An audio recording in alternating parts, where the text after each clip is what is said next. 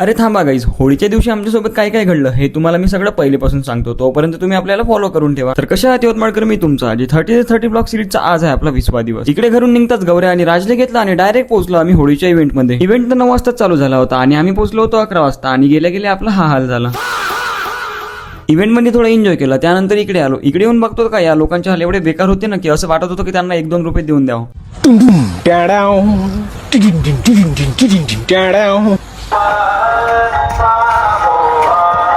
हम लोगों ने गरीबी देखी है. एक बार धोखा खा चुका हूँ, दोबारा नहीं खाऊंगा.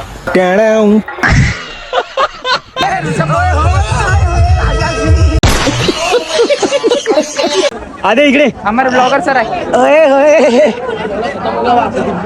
ये हमने नया ड्रेस डिजाइन किया था स्पेशल होली के लिए. क्या बोला तूने? सीना फाड़ के देखो. त्यानंतर आमचे 2 भिकारी मित्र इकडे नुसते पोरीकडे पाहत होते, पण एक बी पोरगी त्यांच्यावर लाईन नव्हती मारत. पहिले माहितीये का भाऊले काही सहन नव्हतं, आता पा बघा लाडले.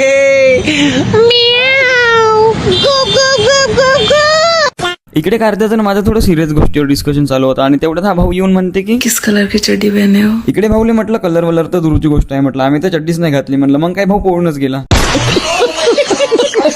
इकडे साधी इलायची आणि बाबा इलायचीच्या मधात भांडण झालं आणि या दोघांच्या मधात पण इकडे रिद्धी पिसल्या गेली. हे तर काहीच नाही, जशात भरपूर गोष्टी झाल्या ते तुम्हाला मी नंतरच्या पार्टमध्ये दाखवतो, तोपर्यंत तुम्ही आपल्याला फॉलो करून ठेवा.